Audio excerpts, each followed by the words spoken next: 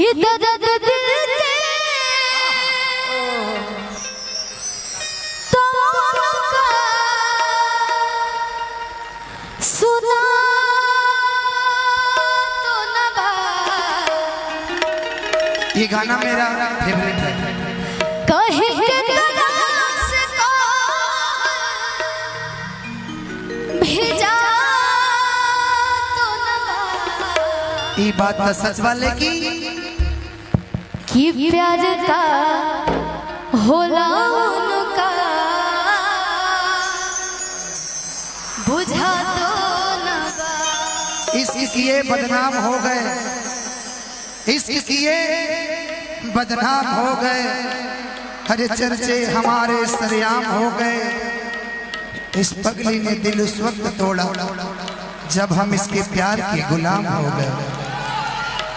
कि प्यार का कि तोरा बिना दुनिया बिरान लागे गोरी रे, तोरा बिना दुनिया बिरान लागे गोरी रे।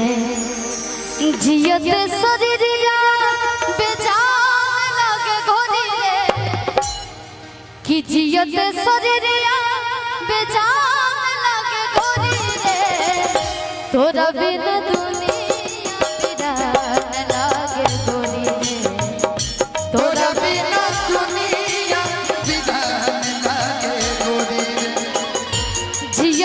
सरिया बेजान लागे गोरी रे, जियत सरिया बेजान लागे गोरी रे। तोरा बिना दुनिया वीरान लागे गोरी रे, तोरा बिना दुनिया वीरान लागे गोरी रे।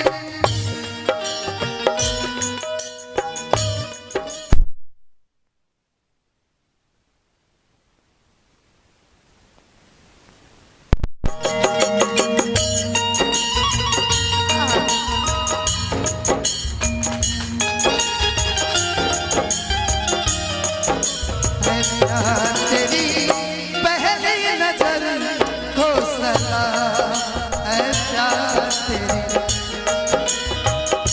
पहली नजर को सलाम।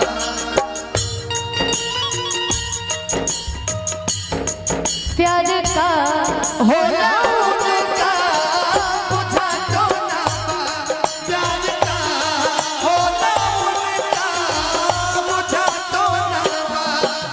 आपको पता है भैया, जब प्यार लड़का लड़की करते हैं, रिलेशन जब खत्म हो जाता है तब लड़का के ढेर बदनामी ना होला, लेकिन जो लड़कियों में रहे ना ओकर बहुत गंदा तरीका से बदनामी होखेला। ब्याह शादी करे में बहुत दिक्कत होखेला। तो कभी भी कोई से अगर सच्चा प्यार करे के चाहे तो शादी तक जाए के चाहे, मंडप तक जाए के चाहे, ये ना कि बस वादा कर करके अब बस बीच रास्ते में छोड़ ना बोली। हमरा के भुला गइले जाने वो कहां गइले, रोज रहे देखिला अभी उले लाए।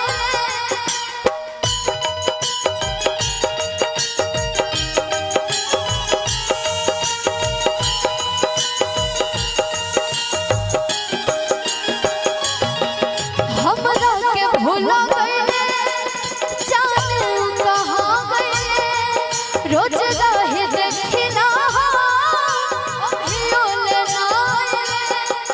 रोज रहे देखिला अभी उले लाए। अब सितम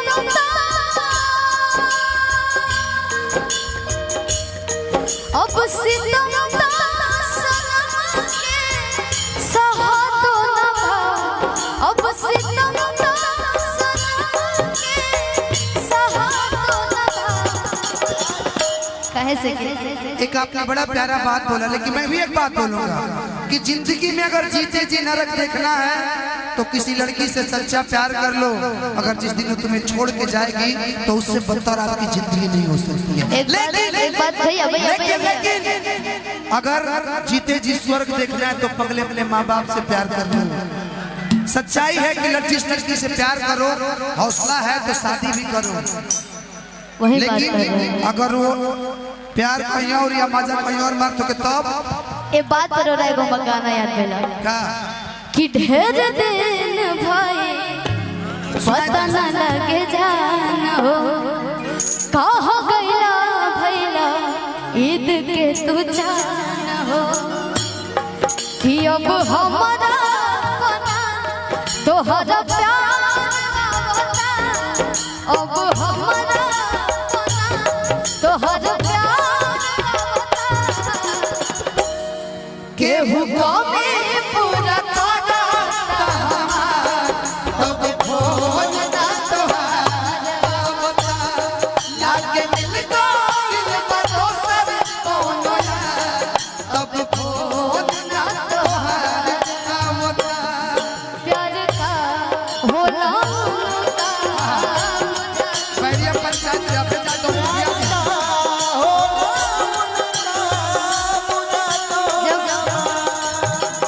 ये हमार भैया जौन मोबाइल ले ले बानी ब्लू कलर के जौन जना के कवर बा भैया ले अब प्यार किए है ना। अच्छा प्यार भाई होखेला ना कि अगर हम कोनो चीज गिफ्ट देता नहीं तो चीज के बड़ी संभाल के रखा जाला बहुत बहुत प्यार से उस चीज के रखा जाला हर एक चीज के। तो है लड़के के भाव बा जब याद आवे पतिया पढ़ पढ़ के रोई पतिया अब जियल न जाला छछनत रहे छतिया अब जियल न जाला छछनत रहे छतिया राजा बिना अब हमारा रहा तो न राजा बिना प्यार का होला उनका बुझा तो ना प्यार का होला उनका बुझा तो ना प्यार का होला उनका बुझा तो जब जहाँ बात करने लड़की की जिंदगी से जंग जीत लेंगे हम बाजीगर तेरा साथ हो जिंदगी से जंग जीत लेंगे हम साथीगर तेरा साथ हो प्यार का होला उनका बुझा तो ना प्यार का होला उनका बुझा तो ना प्यार का होला उनका बुझा। ये कौन हमारे थर्ड पार्टी में आ गया। एंकर साहब आप विजय